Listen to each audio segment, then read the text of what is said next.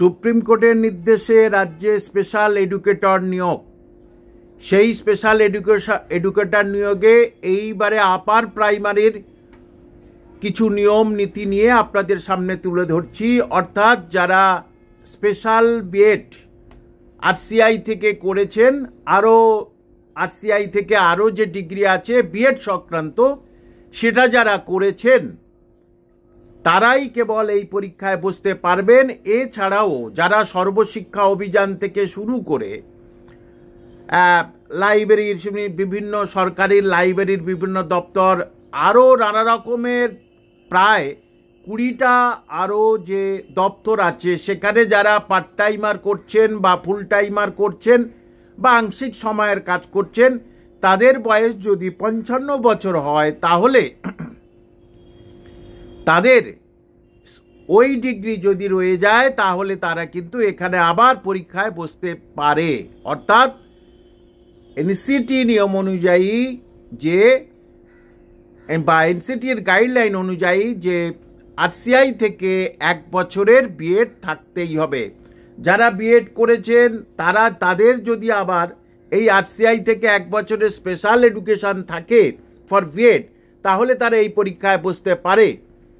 সুতরাং এটা আবার একটা বিএড প্রার্থীদের যারা আপার প্রাইমারি চান্স পায়নি তাদের জন্য সুবর্ণ সুযোগ, যদি তাদের আরসিআই থেকে বিএড স্পেশাল বিএড থেকে থাকে। এবং এর সঙ্গে সঙ্গে প্রাইমারির যে পদ্ধতিতে নিয়োগ হবে, নিয়োগ পদ্ধতি আর কি, পরীক্ষা পদ্ধতি, এখানেও সেই একই পরীক্ষা পদ্ধতি দিয়ে দিয়েছে। অর্থাৎ 150 নম্বরের টেট হবে, আপনারা সেটা নিশ্চিত জানেন। আপার প্রাইমারির ক্ষেত্রে 30 নম্বর বাংলা, 30 নম্বর ইংরেজি, 30 নম্বর শিশু শিক্ষা, শিশু মনস্তত্ত্ব, এবং আরেকটা থাকছে সায়েন্সের ছেলেদের জন্য সোশ্যাল সায়েন্স, অর্থাৎ ম্যাথমেটিক্স, ফিজিক্স, কেমিস্ট্রি, বায়োসায়েন্স এটা থাকছে।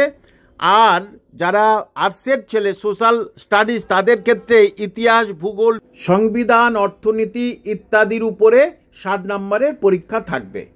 অর্থাৎ এই 150 নম্বর হলো।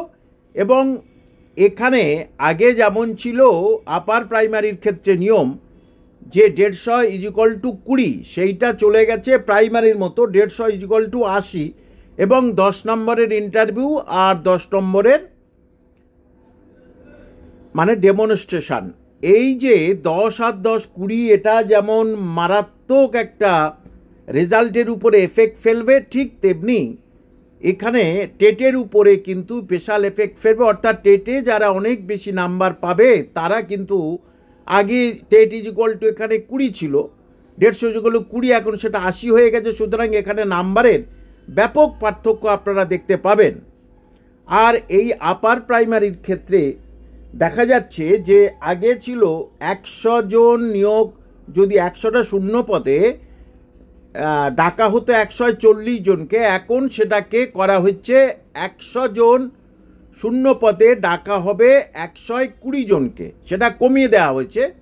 এবং যেটা বলা হচ্ছে যে নিয়ম অনুযায়ী আগে ছিল যে 100 জন শূন্য পদে প্রতি 10 জনে 1 জন করে রিজার্ভে থাকবে। অর্থাৎ 100 শূন্যপদ হলে 10 জন হচ্ছে রিজার্ভে নেওয়া হবে, অর্থাৎ 110 জনের প্যানেল দেওয়া হবে।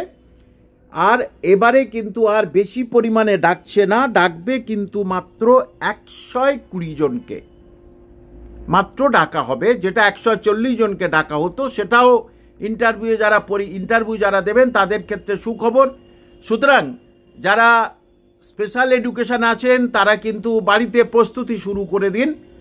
এবং এখানে শূন্যপদ ভালোই থাকবে, কারণ দেখা যাচ্ছে হাই স্কুলে প্রতি 15 জন স্টুডেন্টের প্রতি 1 জন নিয়োগ হবে, প্রতি 15 জন স্টুডেন্ট 1 জন, সেখানে শূন্যপদ ভালোই পাবেন আপনারা। এবং দেখা যাচ্ছে যে এটা আপনারা নিজেরাই কিন্তু গেজেট দেখুন, সবার সব কথা বিশ্বাস করবেন না, আপনারা সেটা নিজেরাই গেজেট দেখুন। যারা ইংরাজি জানে তাদের কাছ থেকে বাংলাটা বুঝে নিন।